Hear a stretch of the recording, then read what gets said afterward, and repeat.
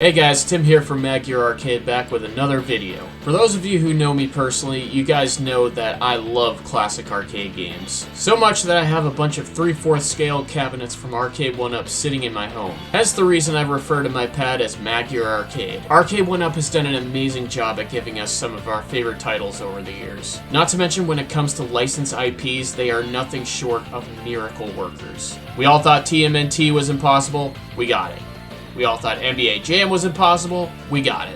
While the quality of the machine still leaves a lot to be desired, the products have made significant progress over the years. It may not always seem so, but Arcade 1UP does indeed listen to us. But today, I want to talk about some of the titles that I hope to see in the future in no particular order. Starting off with my first pick, Sunset Riders. Released in 1991, Konami's classic run-and-gun shoot-up was a huge hit in the arcades. While it might not have the mainstream popularity of more requested games like NFL Blitz or Time Crisis, it's still a cult classic, especially in the current barcade scene.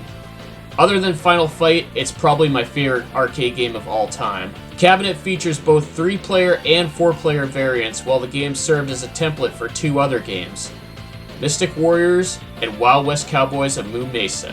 Speaking of which, let's talk about supporting titles. Mystic Warriors is a no-brainer, however, Wild West Cowboys of Moo Mesa is in fact a licensed IP and is probably more trouble than it's worth. So instead, they could probably offer maybe a little variety on the cab and put a beat-em-up or something like Vendetta, and why not throw in the main event to take advantage of the 4-player capabilities. So yeah, Sunset Riders with Mystic Warriors, Vendetta, and the main event sounds like a great package, and I hope it happens. Next on my wishlist is Arknoid. Released in 1986 by Taito, this game is essentially Breakout on steroids. Like Sunset Riders, it's not a mainstream title, but a cult classic, and I'm really surprised that more people aren't asking for this. The biggest issue here is making a good quality weighted dial that can hold up. The one on the Tron cabinet apparently is better than what they had before, but still not great, at least from what I hear. In terms of supporting games, well, that's easy. Tournament Arknoid, Arknoid 2 Revenge of Doe, and Arknoid Returns is a solid package and would sell great in my opinion. So yeah, Arknoid with those 3 games, that would be awesome. Third game on my wishlist is Smash TV. Released in 1991 by Midway, this is another cult classic from the kings of 90s arcade games, Midway. A lot of people have asked for this one, and to pair this one with Robotron and Total Carnage would be a no-brainer. In a recent interview with Eugene Jarvis, he revealed that he is in talks with Arcade 1UP on making it happen. So I guess it was a good move. I've seen it, man. I'm telling you, I've done it.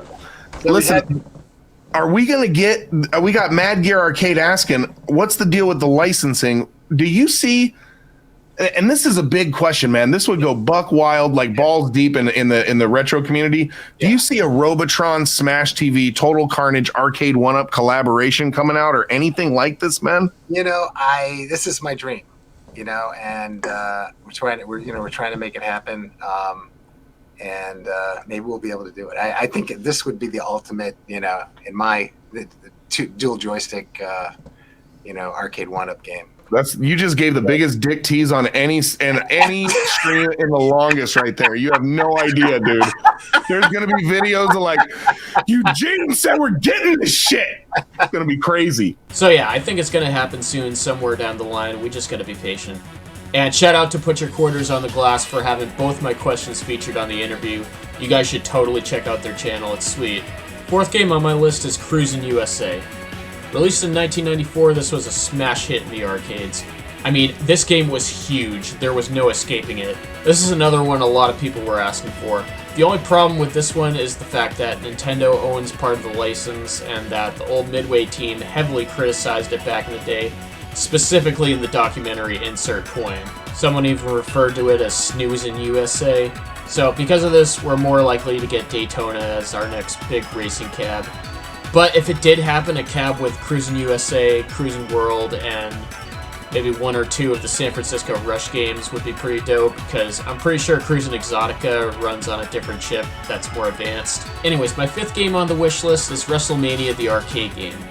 Released in 1995, this was another of Midway's long list of hits, and it was ported to pretty much every home system at the time. I know this one is virtually impossible of ever happening, just like both WrestleFest and Superstars, but hey, We can dream, can't we? I mean, the roster on this one is a bit easier to get the rights to, but the fact that it's under the WWF namesake means it's probably never going to happen. But if Arcade 1-Up could somehow get Midway, Technos, and WWE to all work together to give us a cab with WrestleMania, WrestleFest, and Superstars, that would be so cool. But again, we probably have a better chance of getting Donkey Kong, which just happens to be our 6th game on the wish list. This one really needs no introduction. I mean, it's the game that put Nintendo on the map and introduced us to Mario, or Jumpman as he was known as.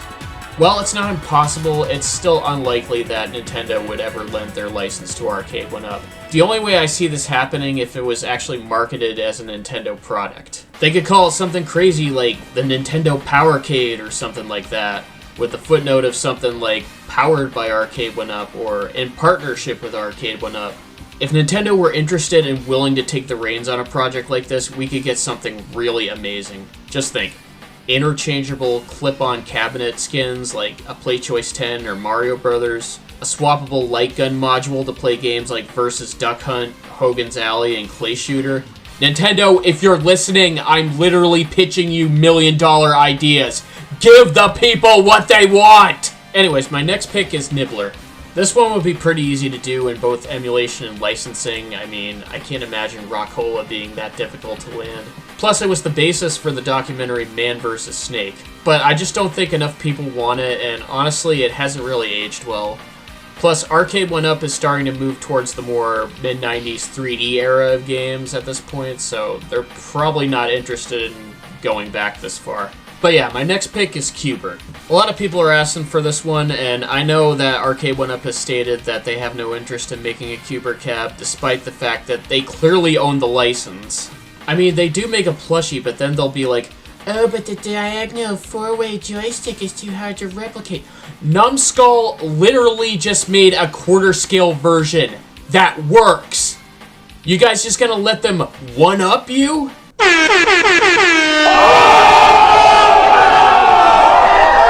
Moving on, our next pick is Star Wars Trilogy Arcade. Released in 1998 by Sega, this was a huge hit that even today is an arcade staple. This is another one that's heavily requested, and Arcade 1-Up could easily make it happen. The only problems are, of course, the emulation. I mean, it's gonna take one beast of a chip to run, and I just don't think we're there yet in terms of getting a consumer-friendly priced product of that caliber. Plus, this game isn't very long, and people are probably going to get bored of it fast. Regardless, I hope it happens further down the line, because I'll probably buy it. Next up on my wish list is a Street Fighter Alpha Trilogy themed cabinet.